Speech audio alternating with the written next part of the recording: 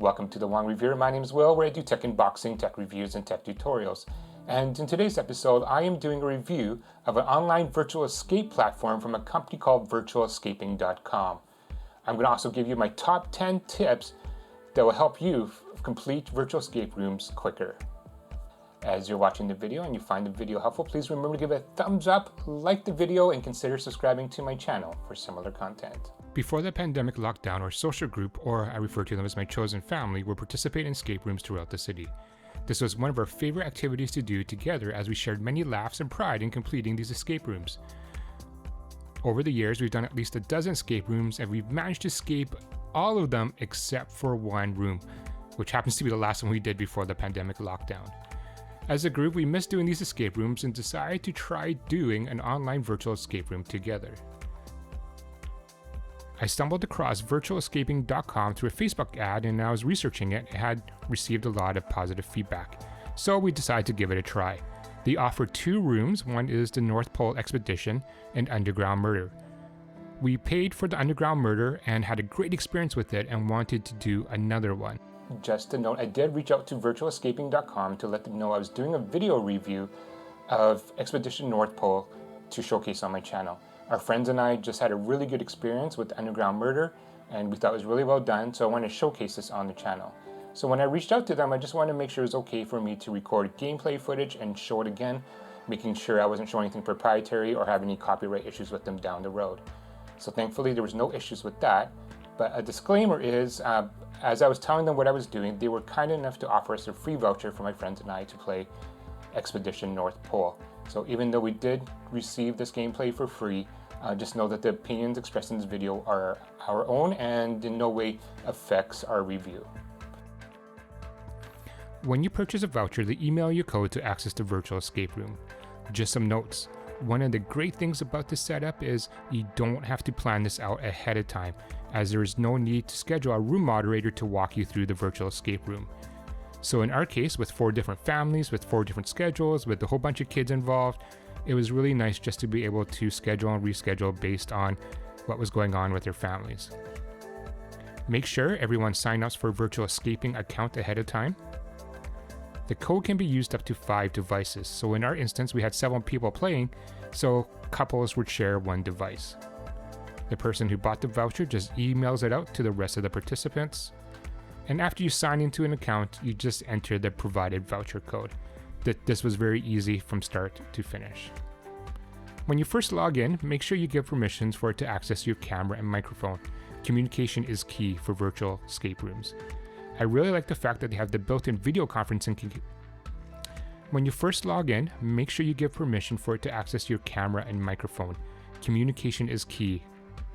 I really like the fact they have built-in video conferencing capabilities in the virtual room.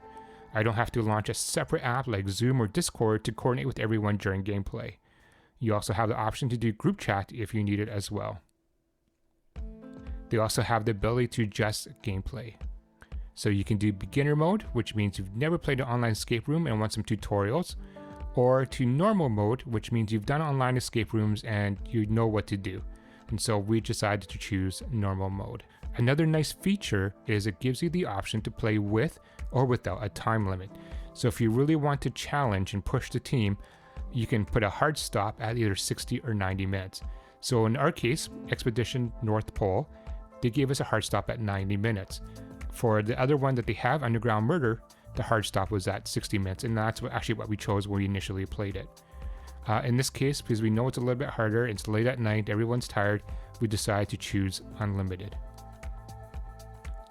When you click Start, like a typical in-person escape room, a video starts to play to intro the escape room scenario, and that was a very nice production they have there. So the video completes, and now you're presented with a screen with clues and the room. Tip number 1. Everyone should have a notepad and pencil ready. Unlike traditional in-person escape rooms where you can't write anything down, this is very important for online virtual escape rooms as you try and solve clues or keep track of clues. So, notepad and pencil ready. In the virtualescaping.com gameplay, you have to solve clues to find missing pages in the notebook, and this will help you solve the final puzzle at the end. Tip number 2.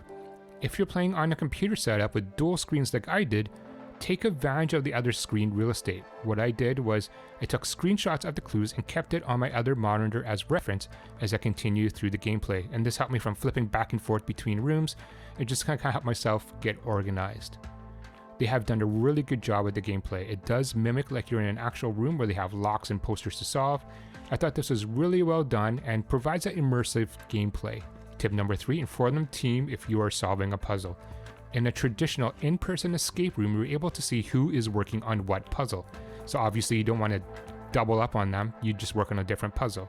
However, online, because you can't see what everyone else is doing, we found that we actually overlapped in solving the puzzle.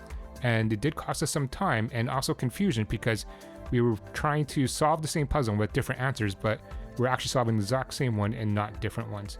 So tip number 3, again, announce what puzzle you are solving. Tip number 4, set up a group chat like WhatsApp or Messenger to share pictures.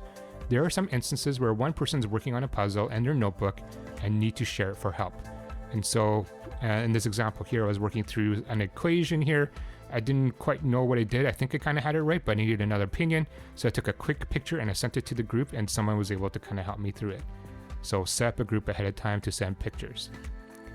Tip number 5, click on all the objects in your scene.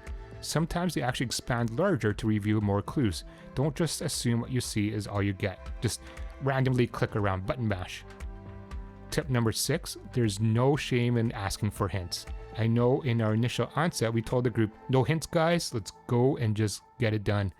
And because of that mentality, I think it hurt us because we chewed up a lot of time trying to figure out this one clue, and would have been easier if we would just hit the hint button to kind of keep going. Tip number 7, not all codes for the locks are immediate on the screen. So unlike in a traditional escape room, sometimes when you have a lock to solve, that code is actually in the same room as the lock. And in virtual escape room, in this one, it's not. So this leads us to tip number 8. Assign one person to keep track of what puzzles or items were solved or used. In a traditional escape room, we can dump all the clues or objects into a do not use pile because we've already used it once. And so we know not to touch it again. On our virtual online experience, we were constantly asking each other, did you use this clue? Did you use that clue? Or what about this clues? And it actually got confusing after a while of what objects and clues we actually used because so many people were touching it. Tip number 9, just like traditional in-person escape rooms, not everything you see is a clue. If you're spending too much time on one object or one clue or what you think might be a clue, ask for a quick opinion, get their thoughts. If it doesn't make sense, move on. And tip number 10. In both virtual escaping scenarios, both Underground Murder or Expedition North Pole, you have to solve the story at the end to complete the escape room. Though you have to solve the where, what, and how it happened. I suggest having a moderator manage the discussion during the final phase. I know in our case, we had all ideas and ended up talking over each other, or people were having side conversations about the storyline, which is different than what the main topic of conversation was with the larger group, and it just got confusing. So having one person moderate the conversation would have helped us solve the final phase quicker. Alright, so that wraps up my video on virtualescaping.com.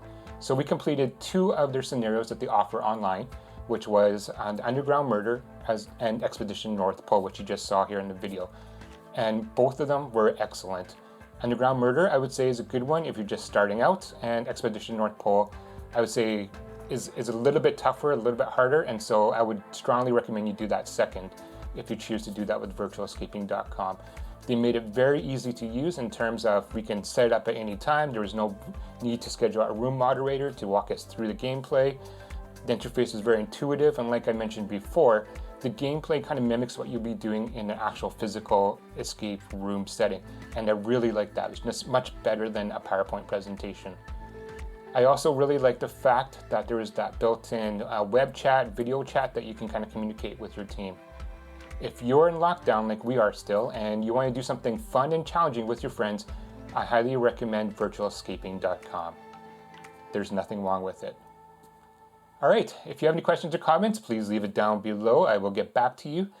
Thank you guys for watching, and until next time.